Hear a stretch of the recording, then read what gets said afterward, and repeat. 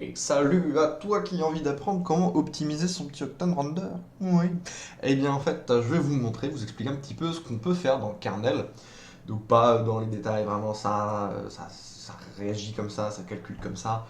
Mais donc on va déjà passer en direct lighting, voilà. Quel genre de valeur mettre pour que votre rendu soit toujours beau et le plus rapide possible.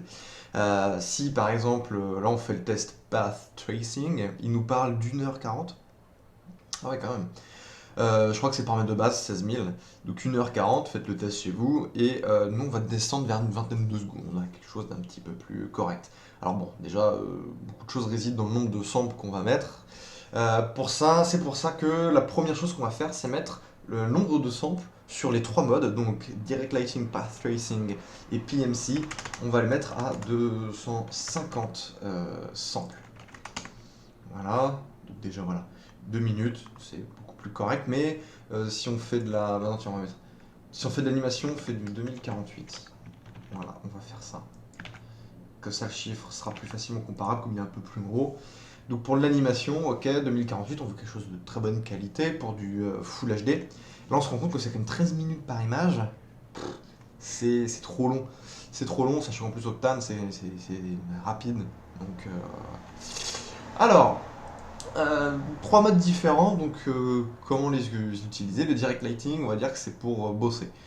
Il n'y a que de l'éclairage direct quasiment, ça rebondit au moins une fois. Donc il y a un peu de l'éclairage tout autour, ça rebondit un peu, mais vraiment c'est ultra rapide. On est sur du 57 secondes, les chiffres sont tous plutôt bas. C'est vraiment pour bosser, histoire d'avoir une idée de la texture, mais pas de l'éclairage, hein. Si vous voulez avoir une idée de l'éclairage de votre scène, taffer en direct lighting, c'est ridicule parce que quand on va passer en path tracing, on va avoir un éclairage beaucoup plus lumineux qui va beaucoup plus rebondir, donc il y a beaucoup plus de rebond de rayons. Du coup, il y aura plus de lumière puisqu'elle rebondit plus de fois.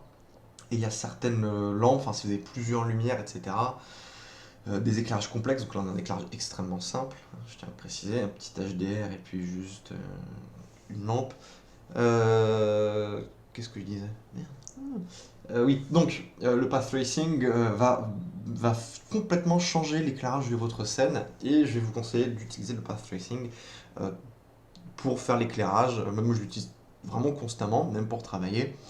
Et toujours pour le rendu. Direct lighting pour le rendu, vraiment, c'est parce que vous aimez, on va dire, les défauts que ça peut créer, parce que vous aimez ça.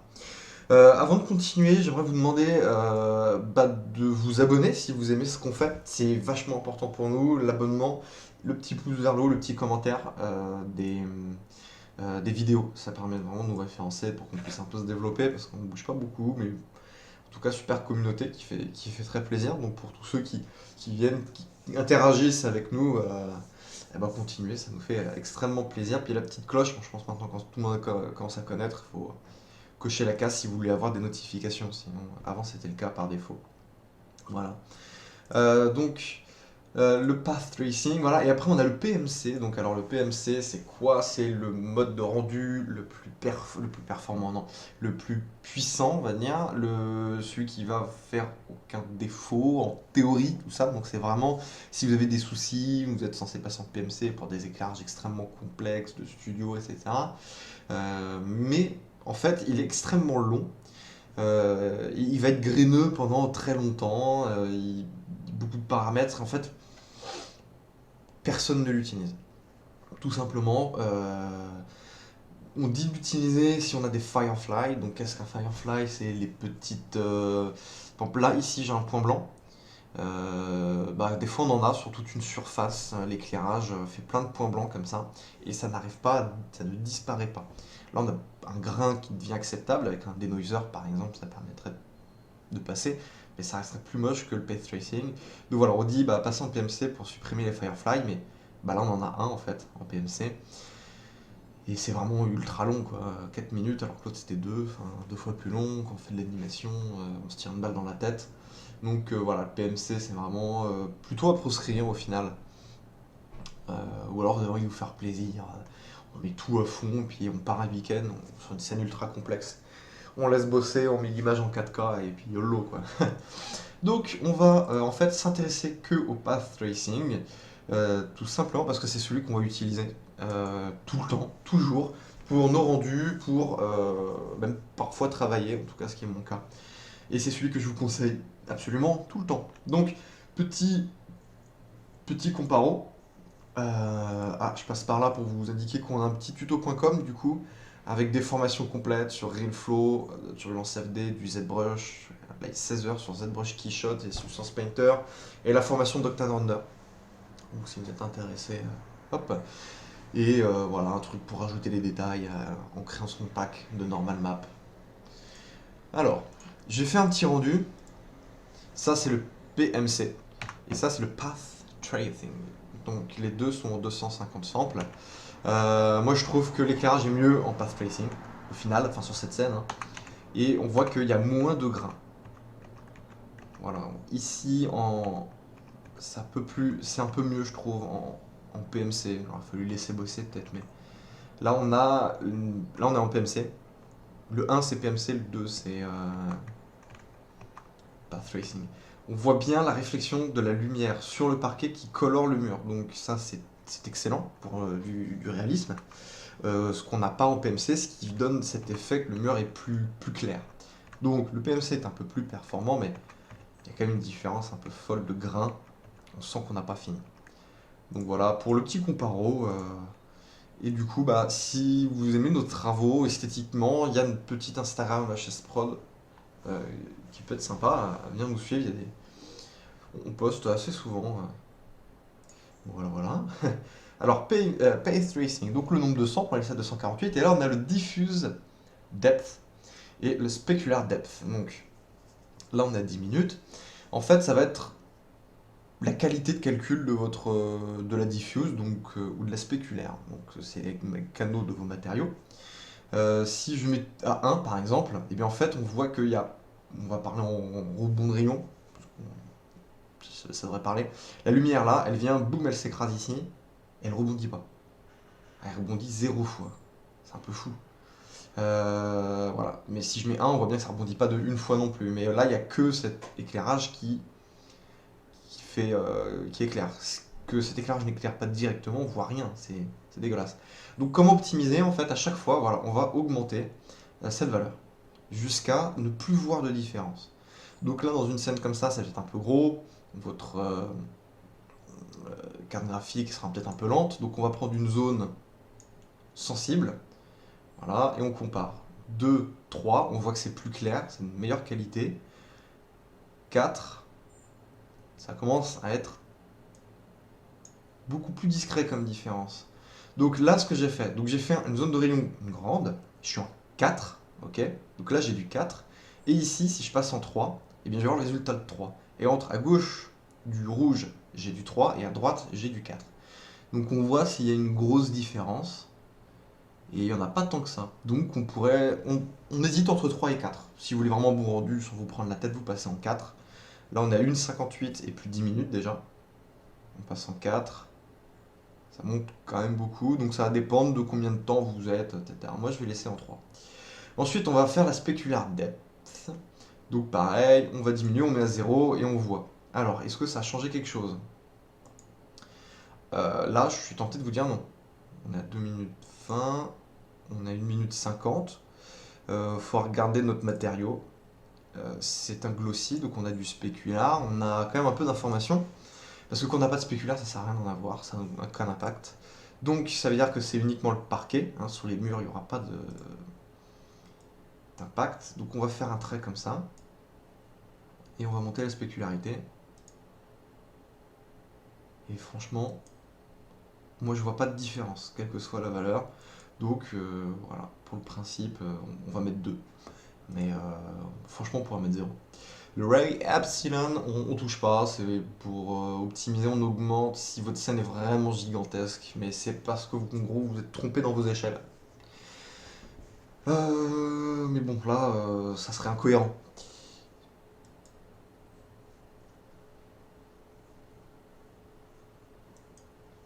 Donc, filter size, pareil, on va pas toucher ça. Alors le caustic blur, donc les caustiques on n'en a pas parce qu'il faudrait vraiment juste du vert, quelque chose comme ça, mais de base moi je le mets toujours à 0,1 Parce qu'imaginons, je ne sais pas pourquoi, avec le spéculaire, le batteur glossy qu'on a sur le sol, il décide de faire de pseudo-calculer des caustiques qu'on sait qu'on ne verra pas. Bah, il les floute un peu, donc du coup il va les calculer beaucoup plus rapidement, et voilà. C'est ce qu'on peut gagner quelques microsecondes. Donc, le GI clamp, et ben on va faire la même chose que pour les autres. Donc du coup, c'est si vous utilisez un HDR, c'est l'illumination globale. On va la clamper. Et en fait, donc là, si on diminue, on voit que on va couper carrément des informations. Donc le but, c'est on augmente petit à petit jusqu'à ce qu'on voit plus de différence. Voilà, on va mettre par là. Path Temporer, ça va être le temps il va passer dans les zones sombres. Donc là, on a une 50. Ici, je l'augmente à fond. On voit qu'il passera moins de temps dans les zones noires. Donc du coup, il va prendre moins de temps à calculer toute votre scène. Donc bien sûr, il ne faut pas de... comment on appelle ça? Il ne faut pas que toute votre scène soit noire. Si c'est que de l'éclairage indirect, quand on supprime cette lampe, bah, le Path Power, c'est important d'avoir une petite faible valeur parce que c'est un éclairage complexe. Il va falloir beaucoup de rayons, de rebonds. Donc il faut quand même essayer de pas être trop bourrin. Donc là, je me demande si ici c'est pas dégueulasse. Non, ok, donc les tâches c'est la texture qui fait ça, c'est normal, ok. Le cohérent de ratio, alors là vous voyez que c'est plein de petits points, tout est cohérent dès le début. Et si je mets au max, voilà, vous voyez il fait plein de carrés comme ça, où en fait il va calculer indépendamment un peu tous les points. Il va commencer par là, puis par là, donc là la valeur au max, hein, ça fait des artefacts, c'est assez normal. Mais pour une image fixe, on peut très bien laisser la valeur de 0,45 quand on va arriver à partir de 200 samples. Voilà, 150, on ne voit plus l'effet du cohérent de ratio. Donc ça permet vraiment de gagner énormément de temps. Là, on a gagné, je crois, 30 secondes. Donc ça, c'est excellent quand on bosse. Voilà, on se met une bonne valeur. Voilà, très rapidement, on a un super rendu qui nous donne vraiment l'idée. Ouais, ok, là, mon travail, ça part bien, c'est cool. Pour de l'animation, on va essayer d'éviter d'aller au-delà de 0,3. Après, il faudra faire un peu le test. C'est-à-dire qu'à partir de 0,3, on est sûr que ça va être bon. Mais il peut y avoir un éclairage un peu qui scintille ou qui n'est pas toujours pareil de frame en frame. Alors, Parallel Sample et Max Style Sample, ça va simplement faire grossir la mémoire utilisée par votre carte graphique. Donc là, on est à 387, une 13, si je mets tout à fond. On a doublé.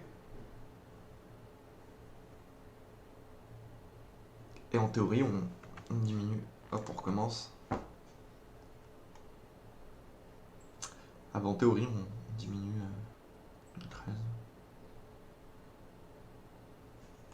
Bon, en théorie, ça diminue, là pas là, mais une 11 où on a gagné 2 secondes.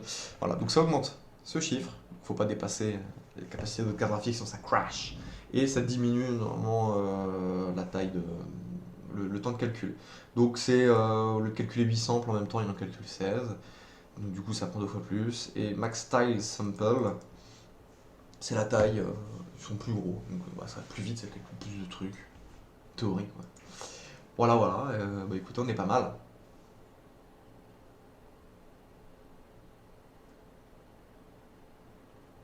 Alors j'augmente pour savoir si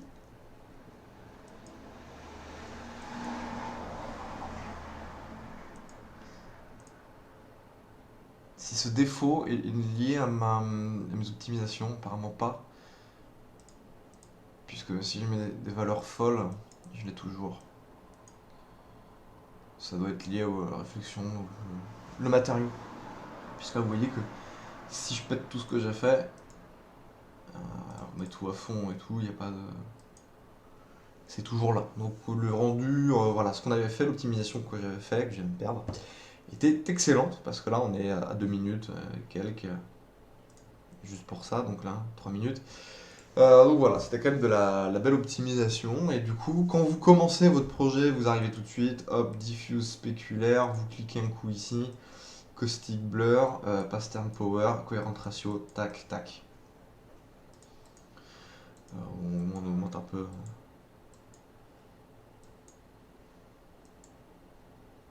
6, 3 minutes. C'est pas l'air d'agir. Voilà, moi c'est ce que je fais à chaque fois au début et je tape bien sûr 200 ou 250. Ça vous permettra directement d'avoir un calcul en 19 secondes. Et là j'ai quand même une super image. Je peux parfaitement savoir si mon éclairage me plaît. Je vois parfaitement ce gros défaut qu'il faudrait que j'annule, qui doit être un souci avec ma lampe. Hein. C'est une scène faite vraiment la va-vite. Mais voilà, j'ai vraiment déjà une très bonne idée de une bonne optimisation, quelque chose qui va vite, un bon rendu. Et puis bah voilà, on va aller, c'est pesé. Yeah. Eh bah écoutez, j'espère vous retrouver bientôt sur le groupe Facebook Motion Designer Community que je tiens avec Maximaka. Je dis que je tiens, qu'on a créé surtout, parce qu'après, ce qui fait la beauté de ce groupe, c'est les 4879 membres qui sont avec nous et qui publient tous les jours. Bon, vous pouvez montrer vos travaux, poser des questions si vous n'avez pas trouvé déjà d'informations sur Google, cherchez d'abord. Présenter des plugins, etc. Donc c'est vraiment super communautaire, vraiment sympathique comme groupe, une ambiance mais folle depuis le début. On est même ultra étonné que jusqu'à 5000 personnes, l'ambiance est toujours aussi conviviale, toujours autant de participation et sans pour autant que ce soit trop, quoi. C'est la quantité parfaite. On est vraiment content, très content de ce groupe et on ne pensait pas qu'il allait être aussi bien. Parce qu'il y a beaucoup de groupes, il y a plein de monde, mais en fait tout le monde s'en bat les couilles. Et là, on peut vraiment avoir vraiment beaucoup de likes si ça plaît aux gens. Hein, des fois, on dit oh j'ai bidé et tout, ça marche pas. C'est plus le post. Parce qu'il y a des posts, je sais pas si on va en trouver un, mais il y a des posts qui ont dépassé quand même les centaines de likes. Donc déjà là, 33, le Joseph Abou. Et lui, il a fait un super travail. Et donc les gens l'ont regardé, ils ont kiffé. Il a les coms, il a les likes. Donc voilà, c'est super.